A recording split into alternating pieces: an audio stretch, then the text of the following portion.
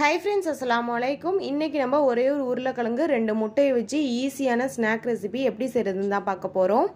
இது செய்யறது ரொம்பவே ஈஸி, அதே மாதிரி ரொம்பவே டேஸ்டா இருக்கும். இப்போ வாங்க எப்படி செய்யறதுன்னு பார்க்கலாம். அதுக்கு நான் இன்னைக்கு ஒரே ஒரு உருளைக்கிழங்கு எடுத்துர்க்கேன். இத தோல் நீக்கிட்டு இந்த மாதிரி எடுத்துக்கோங்க. இப்போ இந்த உருளைக்கிழங்கை வந்து நம்ம கிரேட்டரை வச்சு திருவிக்க போறோம். நம்மளோட கிரேட்டர்ல இந்த மாதிரி இருக்கும் இல்லையா, அதுல வந்து நீங்க இந்த மாதிரி உருளைக்கிழங்கு வச்சு திருவிக்கோங்க.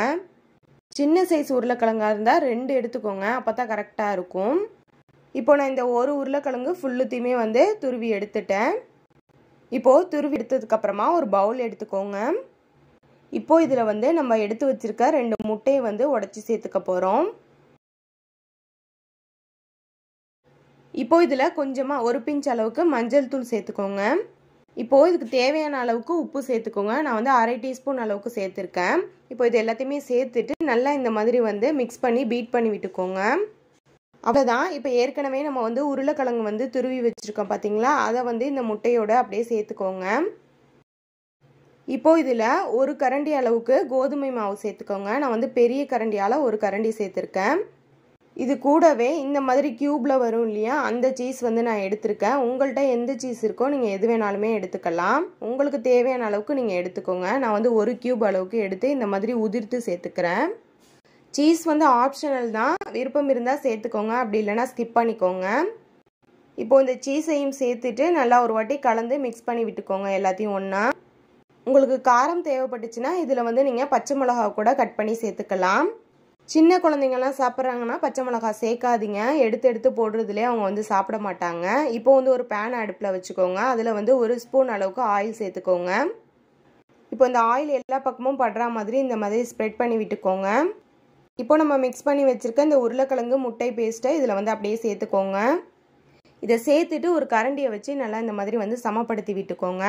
இது வந்து கொஞ்சம் மொத்தமாக இருந்துச்சுன்னா உங்களுக்கு வந்து நல்லா இருக்கும் டேஸ்ட்டு.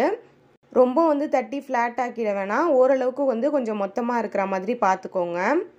இன்னும் நீங்கள் வந்து நிறையா குவான்டிட்டியில் செய்யணுன்னா 2 உருளைக்கிழங்கு 3 முட்டை இந்த மாதிரி வச்சு கூட நீங்கள் வந்து செய்யலாம், இன்னும் நல்லா மொத்தமாக கிடைக்கும். இப்போது வந்து மூடி வச்சுக்கோங்க. மூடி வச்சு ஒரு 3 நிமிஷத்துக்கு குக் பண்ணிவிட்டு ஓப்பன் பண்ணிக்கோங்க. ஏன்னா உருளைக்கிழங்கு வேகணும் இல்லையா, அதனால. ஸோ இப்போ இதை வந்து நம்ம வந்து திருப்பி போட்டுக்கலாம். ஈஸியாகவே நமக்கு திருப்ப வந்துடும், ஏன்னா நம்ம மொத்தமாக தானே செஞ்சுருக்கோம் அதனால.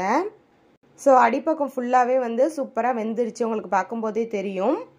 இப்போது கீழ்ப்பக்கமும் நமக்கு வேகணும் இல்லையா, அதுக்காக இன்னொரு தடவை வந்து மூடி போட்டுக்கோங்க. மூடி போட்டு ஒரு 2 நிமிஷத்துக்கு மட்டும் அப்படியே வச்சுக்கோங்க, மீடியம் ஃப்ளேம்லேயே வச்சுக்கோங்க.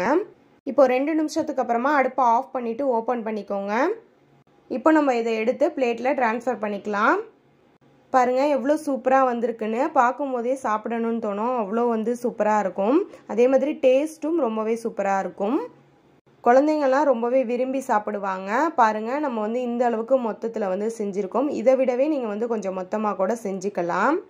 இதை நீங்கள் சும்மா அப்படியே வந்து ஸ்நாக்ஸாக குழந்தைங்களுக்கு கொடுக்கலாம். கெச்சப் வச்சு அதில் டிப் பண்ணி கூட சாப்பிட்லாம். இதில் நம்ம சீஸ் சேர்த்துருக்கிறதுனால ரொம்பவே டேஸ்ட்டாக இருக்கும். இதை பீஸாக கட் பண்ணி நீங்கள் ப்ரெட் உள்றக்க பன் உள்றக்க கூட நீங்கள் வந்து ஸ்டஃப் பண்ணி கொடுக்கலாம். ரொம்பவே டேஸ்ட்டாக இருக்கும். அதே மாதிரி நம்ம ஈஸியாக டக்குன்னு செஞ்சிடலாம். கண்டிப்பாக நீங்கள் ஒரு தடவை வீட்டில் ட்ரை பண்ணி பாருங்கள். பார்க்குறதுக்கு அப்படியே பீஸா மாதிரியே இருக்கும்.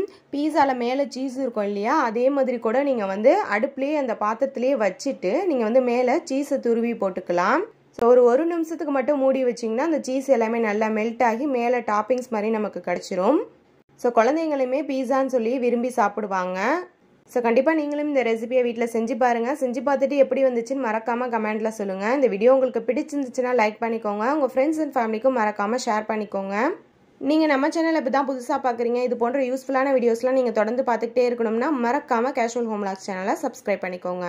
பெல் ஐக்கானை ப்ரெஸ் பண்ணி ஆல் ஆப்ஷனையும் கிளிக் பண்ணிக்கோங்க. அப்போ தான் நான் போடுற வீடியோஸ் எல்லாமே உங்களுக்கு நோட்டிஃபிகேஷனாக வரும். அடுத்து ஒரு சூப்பரான யூஸ்ஃபுல்லான வீடியோவில் சந்திக்கலாம். தேங்க்ஸ் ஃபார் வாட்சிங்.